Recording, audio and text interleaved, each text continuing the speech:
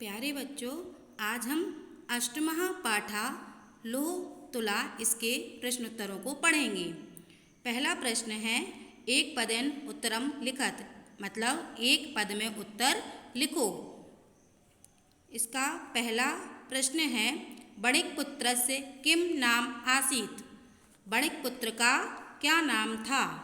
इसका उत्तर है जीर्णधना, मतलब जीर्णधन। दूसरा प्रश्न है तुला कई भक्षिता आसीत, तुला किसके द्वारा खाई गई थी, मतलब किसने खाई थी तुला को। तो इसका उत्तर है मूसकई, मतलब चूहों के द्वारा। अगला है तुला की दृषि आसीत, तुला किस प्रकार की थी।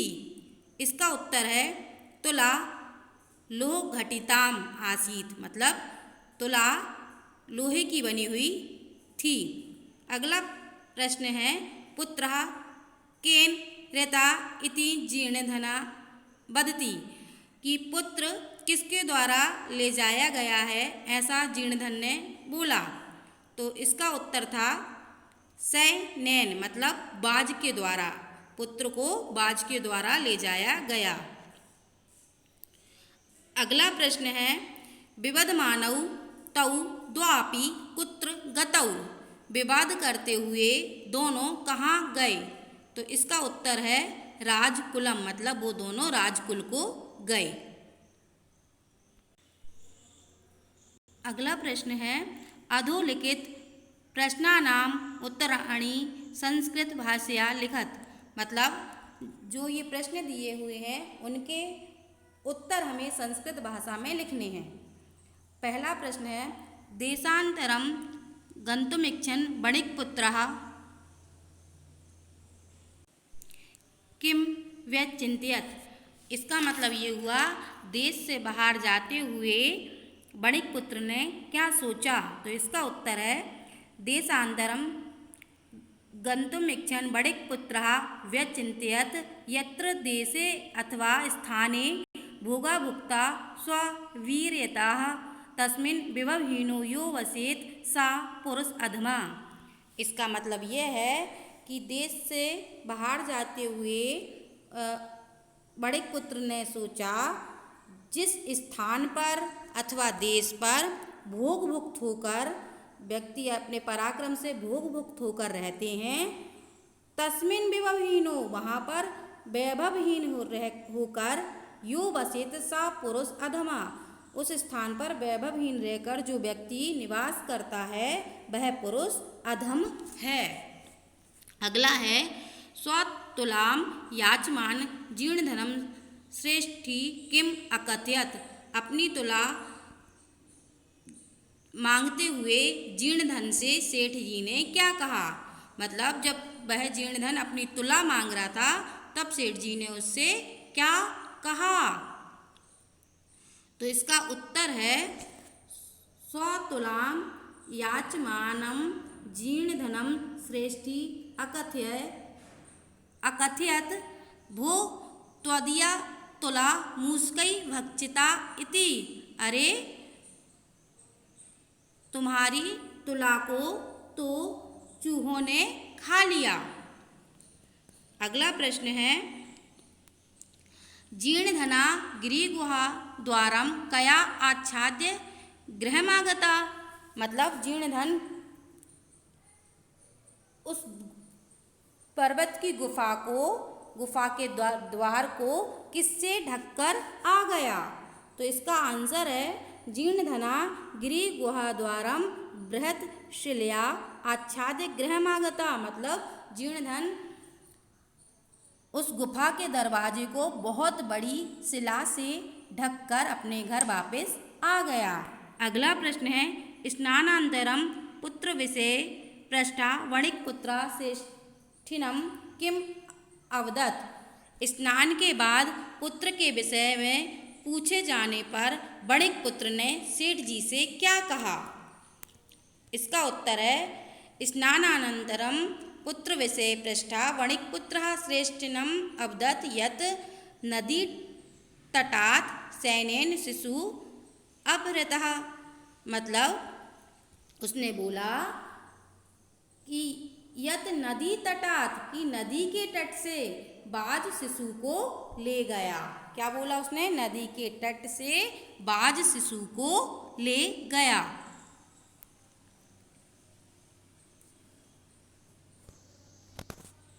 अगला प्रश्न है धर्म अधिकारिणः जीर्णधन श्रेष्ठिनौ कथम तोषितवन्तः, मतलब अधर्म अधिकारी ने जीर्णधन और सेठ जी को किस प्रकार संतोषित किया, मतलब किस प्रकार उन्हें संतुष्ट किया। तो उत्तर है धर्म अधिकारिणः जीर्णधन श्रेष्ठिनौ परस्परम संबोध्य तुला शिशु प्रदानेन तोषितवन्तः। इसका उत्तर हुआ, हिंदी मतलब हुआ, धर्म अधिकारी ने जीर्णधन और सेठ जी को परस्पर समझा बुझाकर और तुला शिशु प्रदान कर संतुष्ट किया, मतलब जिसकी तुला थी उसको तुला दिलवा दी और जिसका पुत्र था उसको पुत्र दिलवा दिया। इस प्रकार धर्म अधिकारी ने जीर्णधन और सेठ जी को संतुष्ट किया। अगला देखिए, स्थूल पदान्य अधिकृत्य प्रश्न निर्माणम कुरुत, मतलब जो शब्द लिखे हुए हैं, मतलब जो बड़े बड़े शब्द लिखे हुए हैं उनको देखकर हमें प्रश्न निर्माण करना है। ठीक है, तो पहला है जीर्णधना विभव क्षयात् देशांतरम गंतुम इच्छन् व्यचिन्तयत्।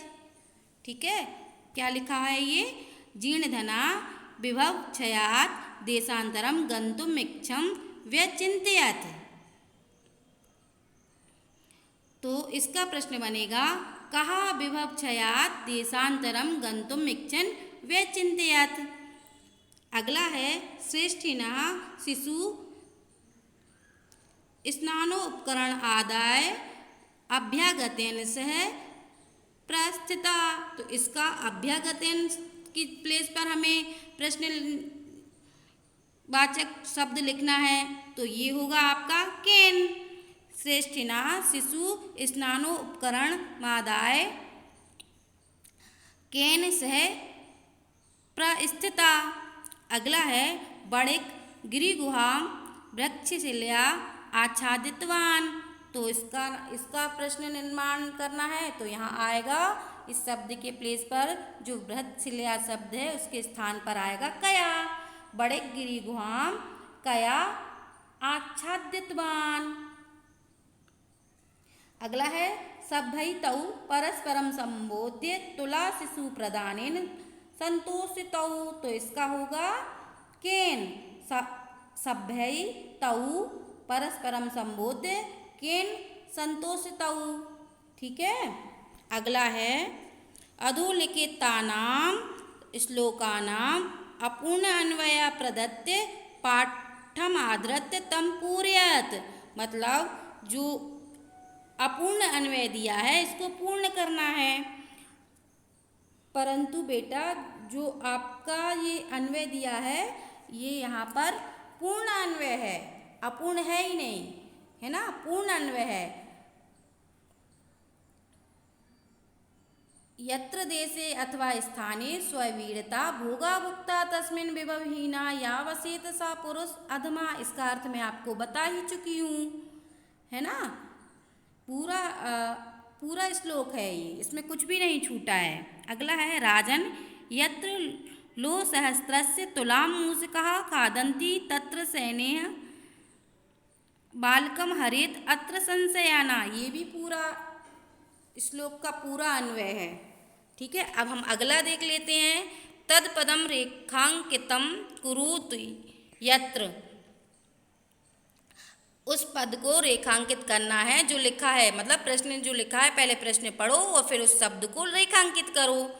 लेप प्रत्यय नास्ति, मतलब लेप प्रत्यय किसमें नहीं है, तो लो सहस्त्रस्य इसमें लेप प्रत्यय नहीं है। क्योंकि इसमें षष्ठी विभक्ति है। अगला है यत्र द्वितीया विभक्ति नास्ति, यहाँ पर द्वितीय विभक्ति नहीं है। तो सत्वरम, सत्वरम में द्वितीय विभक्ति नहीं है। फिर है यत्र षष्ठी विभक्ति नास्ति, जहाँ पर षष्ठी विभक्ति नहीं है तो ये है स्ववीर्यता, इसमें षष्ठी विभक्ति नहीं है। अगला संधिना विच्छेद, संधिना संधि विच्छेदेन वा रिक्त स्थानानि पूर्यत, मतलब हमें संधि विच्छेद करके रिक्त स्थान को पूरा करना है। श्रेष्ठा, इसमें होगा श्रेष्ठी प्लस आह, यहाँ पर यण स्वर संधि है। द्वापि, तो इसका होगा दौ प्लस अपि, यहाँ पर अयादि स्वर संधि है। पुरुषो उपार्जिता, पुरुष प्लस उपार्जिता, यहाँ पर गुण स्वर संधि है। यथेच्छा, यथा प्लस इच्छया, यहाँ पर गुण स्वर संधि है। स्नानोपकरणम, तो स्नान प्लस उपकरणम, यहाँ भी गुण स्वर संधि है। स्नानार्थम, स्नान प्लस अर्थम, यहाँ पर भी आपकी यहाँ पर आपकी दीर्घ स्वर संधि है। स्नान प्लस अर्थम, दीर्घ स्वर संधि। अगला है समस्त पदम विग्रह वा लिखत, मतलब पदों का विग्रह करके लिखना है। स्नानस्य उपकरणम, तो इसका होगा स्नानोपकरणम। गृह गुहायाम, तो इसका होगा गृह गुहायाम। धर्मस्य अधिकारी, धर्माधिकारी। विभवई हीना, तो इसका होगा विभव हीना। ठीक है। अगला है यथापेक्षम अधोलिखितानां शब्दानां सहायतया लोतुला इति कथाया सारांश संस्कृत भाषया लिखत, मतलब ये जो शब्द दिए हुए हैं इन शब्दों का उपयोग करके हमें लोतुला जो कथा है उसका सारांश हमें संस्कृत भाषा में लिखना है। मतलब सारांश लिखना है, संस्कृत में है और ये शब्द आना चाहिए। ठीक है, तो ये आपका वर्क है, ये आपको करना है। Thank you.